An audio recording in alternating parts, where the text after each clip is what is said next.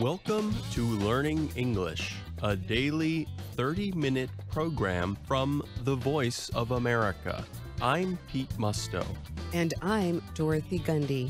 This program is aimed at English learners, so we speak a little slower and we use words and phrases especially written for people learning English.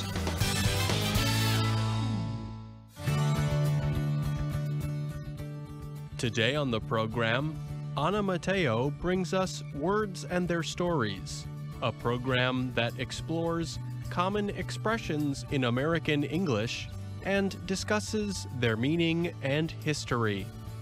Later, Steve Ember brings us Making of a Nation, an ongoing series about America's history. But first, the Higher Education Report. There are many reasons why college and university students often fail to get full nights of sleep. Many American students are away from their parents for the first time when they attend college. They might not be used to having total freedom in how they plan their days and nights. Parties, late-night study meetings, or just time spent relaxing with friends, these are all things that cut into college students' sleep habits. A few years ago, Michael Scullin began teaching the science of sleep to psychology students at Baylor University in Waco, Texas.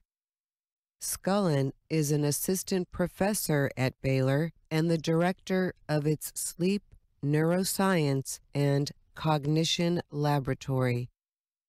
The class centered around why the body needs to sleep and the physical and mental health problems caused by a lack of sleep.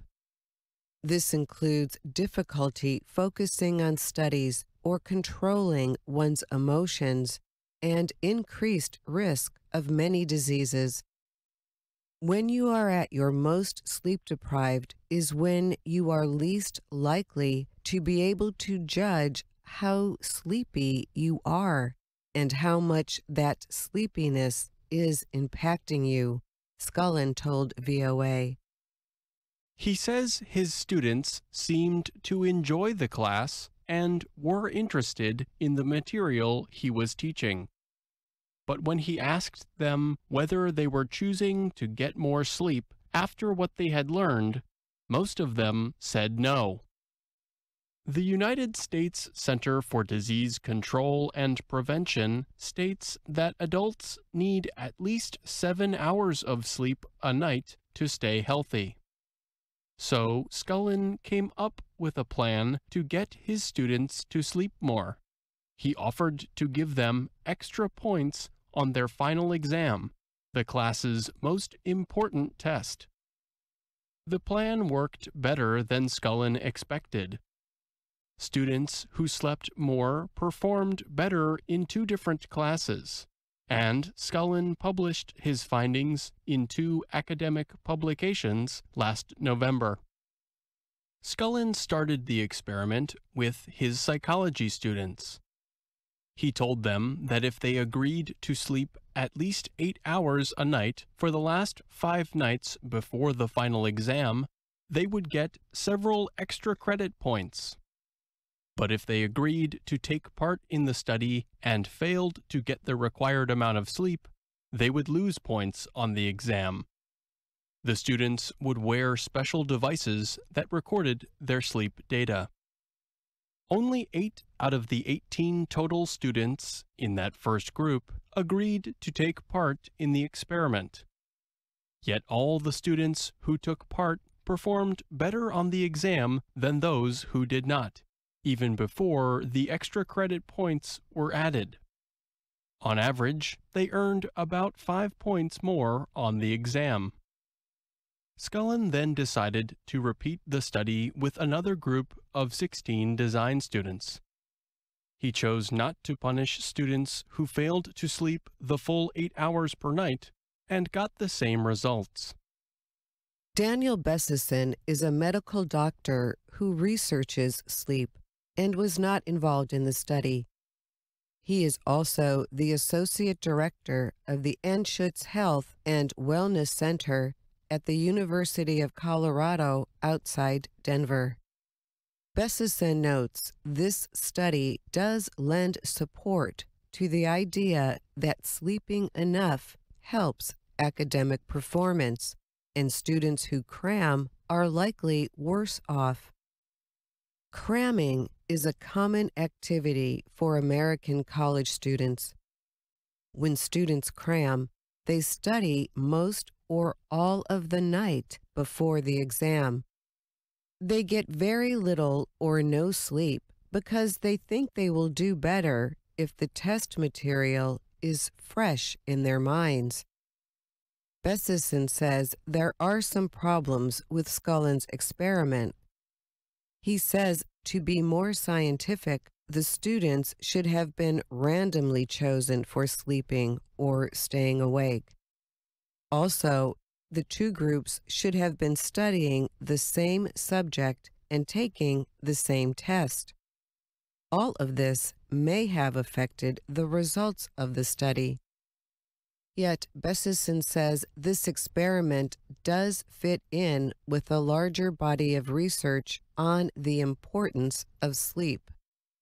In fact, the amount of sleep people get has been decreasing greatly, he says. A 2015 study found the number of Americans who sleep less than 6 hours a night increased by about 30 million between 1985 and 2012. Scullin and Bessison offer some ways to avoid health problems caused by a lack of sleep. Among these, they say, parents should try to get enough sleep themselves to demonstrate its importance to their children. Bessison notes that even some medical school programs have begun to require student doctors to sleep more to prevent accidents. Scullin also offers a few pieces of advice to his students who have difficulty falling asleep. They include the following. Avoid looking at electronics before you are about to fall asleep. Do not drink anything with caffeine in it, such as coffee or tea, less than 6 hours before you go to sleep. Try to go to sleep at the same time every night. If you are lying in bed trying to sleep and cannot calm your mind, get out of bed. Take out a piece of paper and spend 5 to 10 minutes writing down all of your thoughts. If you wake up in the middle of the night and cannot fall back asleep, get out of bed and go into another room. Do not turn on the lights. Instead, wait there until you start to feel tired again. I'm Pete Musto. And I'm Dorothy Gundy.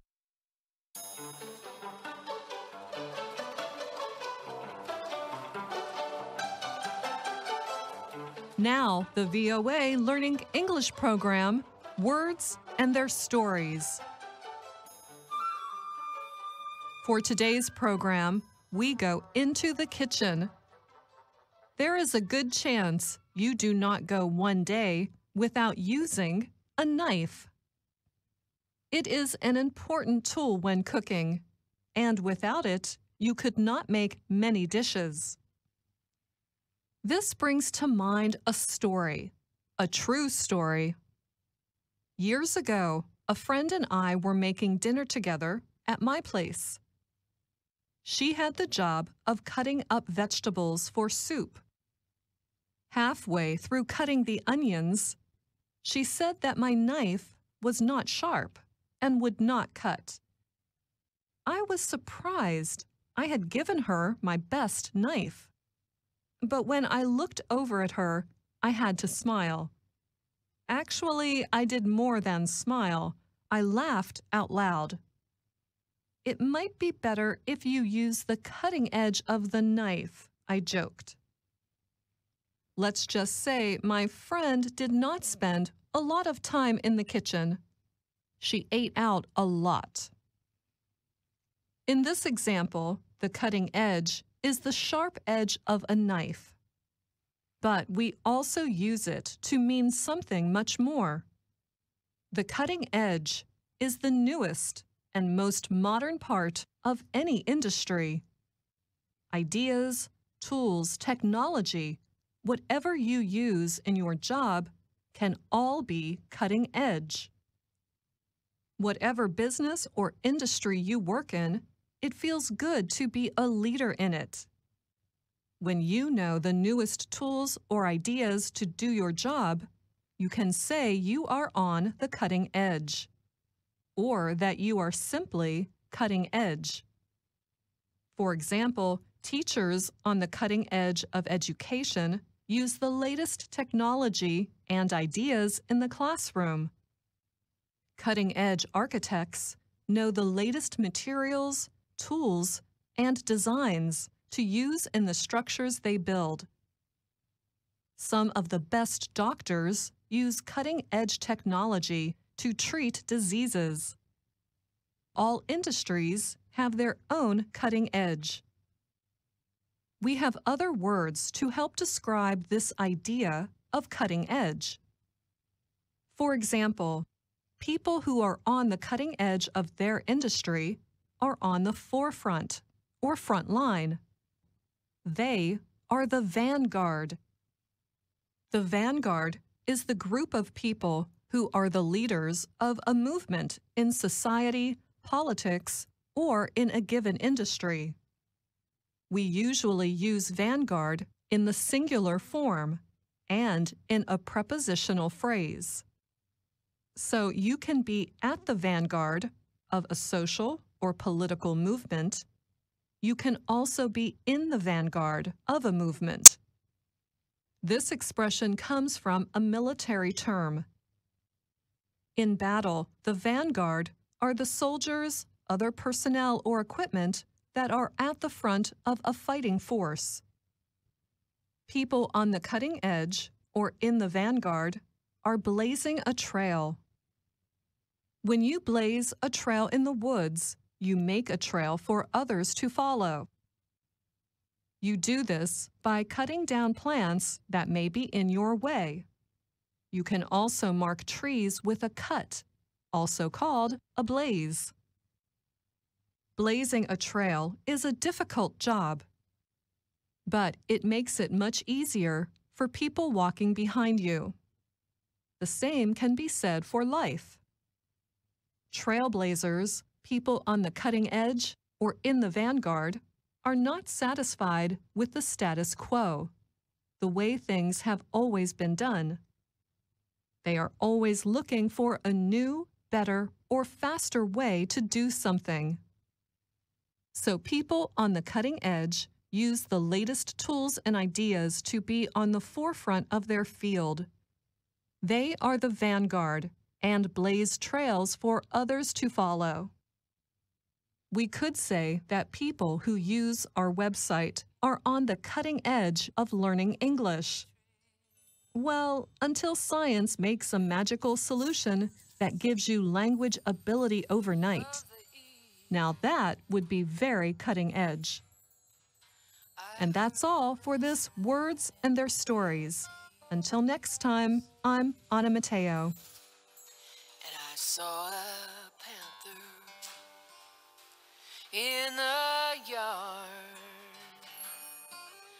moving slow across the ledge, with silver eyes and a cool regard and hunger with a cutting edge.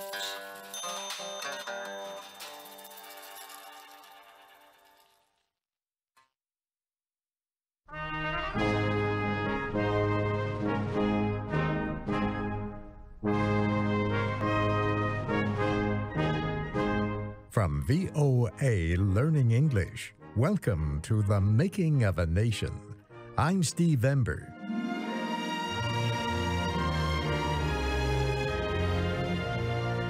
The Mexican-American War officially ended in 1848. Mexico agreed to give California and New Mexico to the United States, and Mexico would recognize the Rio Grande River as the southern border of Texas. Thus, President James K. Polk had succeeded in expanding the United States. He had added Oregon, California, Texas, and New Mexico to the country.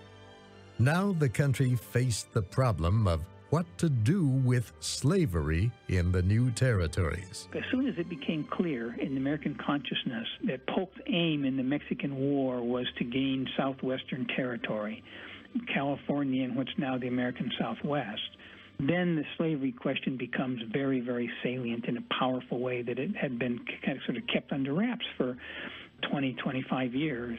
Robert Merry is an historian and the author of a book about James K. Polk. So we went through 10 years of kind of political hell in America as we struggled with that issue, which could only be settled through force of arms. Southerners argued that they had the right to bring slaves into California and New Mexico. Northerners opposed any further spread of slavery, but the real question was a legal one. Did Congress have the power to control or ban slavery in the territories?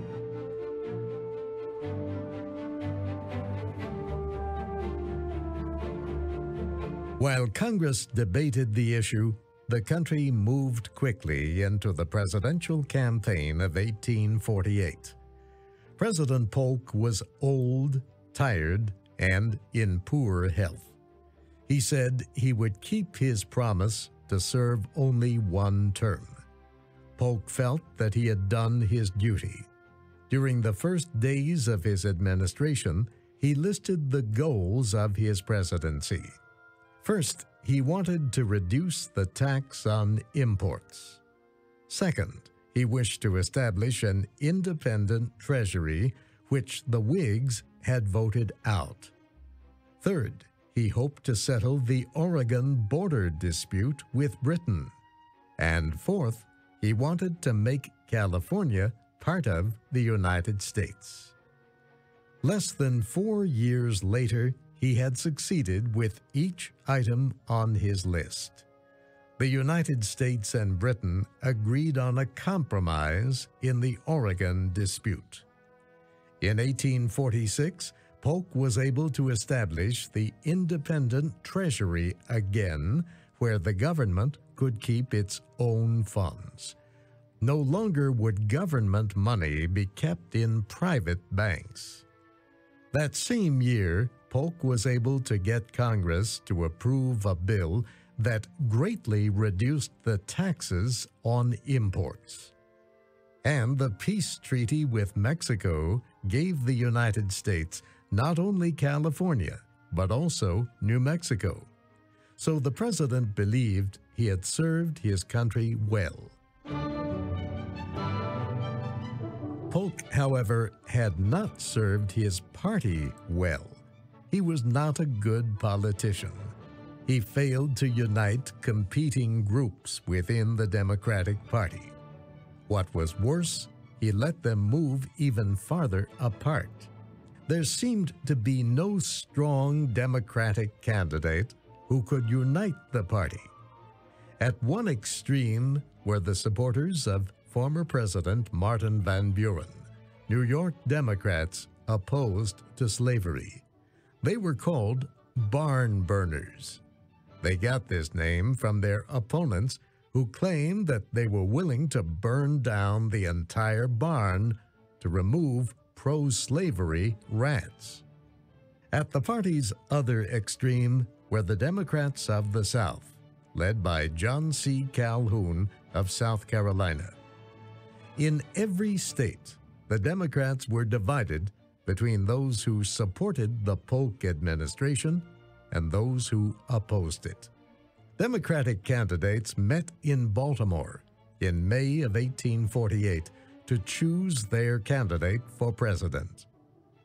On the fourth vote, the delegates chose Senator Lewis Cass of Michigan as the party's presidential candidate. Cass was 66 years old.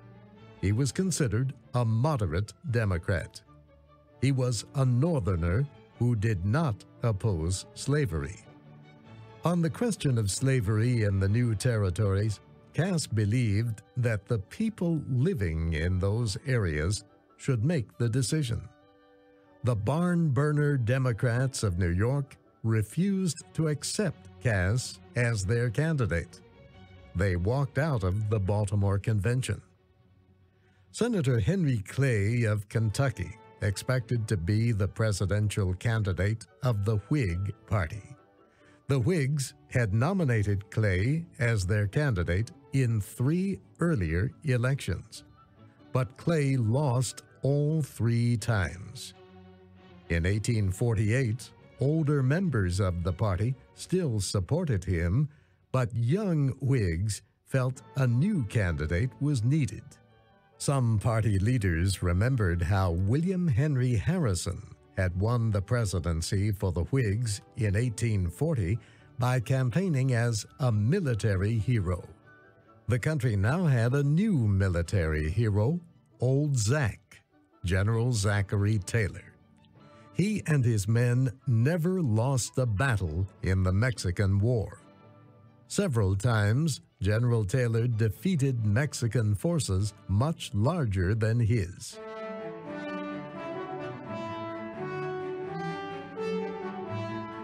Taylor was 63 years old.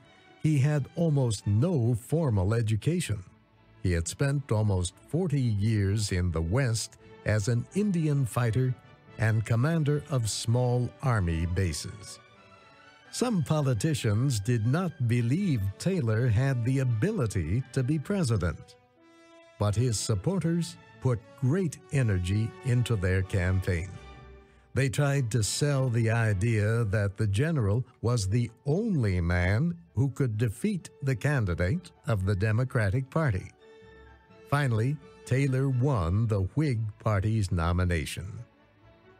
Many Americans did not like either presidential candidate because of the candidate's policies on slavery. Lewis Cass saw nothing wrong with slavery if that was what the people wanted, and Zachary Taylor was a slave owner. So a group of men in Ohio decided to form a new political party. They called it the Free Soil Party because they believed in free land for free settlers. They wanted no further spread of slavery. The Free Soil leaders proposed a convention of all who supported their ideas. 10,000 people went to the convention in Buffalo, New York. For 2 days, the delegates debated the slavery issue and discussed their choice of a candidate for president. They also worked on a platform, a statement of their party's purpose. The platform declared that slavery was an institution of the states, not the nation. It said Congress had no right to help spread slavery by permitting it in the new Western territories. The platform declared that the issue should be faced with firmness. No more slave states. No more slave territory. No more compromises with slavery anywhere. Convention delegates then voted on candidates. They chose former President Martin Van Buren as the party's candidate. The people of the nation voted on November 7, 1848. It was the first time a presidential election was held on the same day in all parts of the country. Zachary Taylor won both the popular and electoral votes. He became the 12th President of the United States. Congress met a few weeks after the election, long before Taylor took office. It faced serious problems. Territorial governments were needed for the areas won in the war against Mexico. California especially needed help. Gold had been discovered in California. Thousands of people were moving there. A government was needed to protect the lives and property of the new population. Then there was the question of laws forcing northern states to return escaped slaves to their owners. The laws were not always obeyed. Southerners wanted a new law that would be easier to enforce. Congress found it difficult to act on these problems. The House of Representatives was controlled by members of the Free Soil Party, which opposed slavery. The Senate was controlled by Southerners who supported slavery. The two sides found it almost impossible to agree on anything. Early in January 1849, a congressman proposed a bill to first limit and then end slavery in the District of Columbia. Opposition to the bill was strong. It was amended. The new bill would simply close all places in the District of Columbia where slaves were bought and sold. Southern congressmen disliked the bill, even as amended. They organized a committee representing every one of the southern states.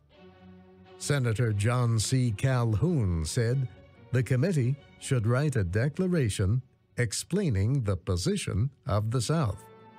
The committee agreed, and Calhoun wrote most of the declaration himself.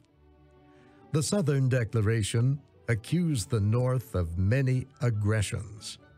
The South, it said, faced many dangers. Soon there would be enough free states to control both the House and the Senate.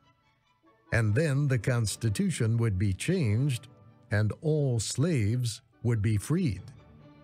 And this, said the Southern Declaration, would lead to bitter hostility and war between North and South. The Declaration called on the people of the South to unite and be firm in their opposition to the North.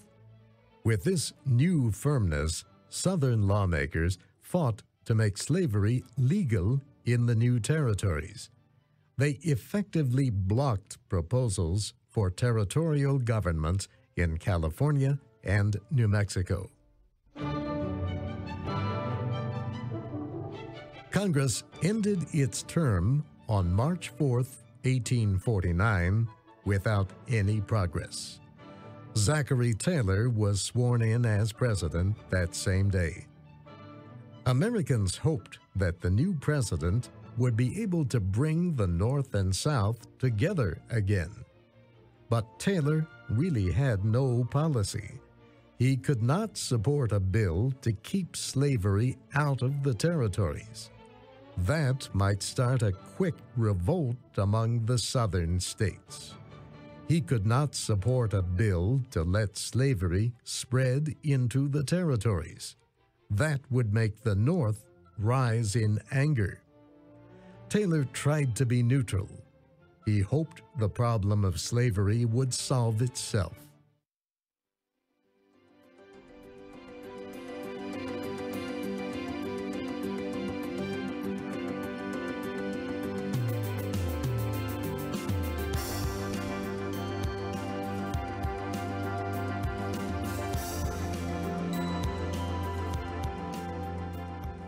And that's our program for today. Listen again tomorrow to learn English through stories from around the world. I'm Pete Musto. And I'm Dorothy Gundy.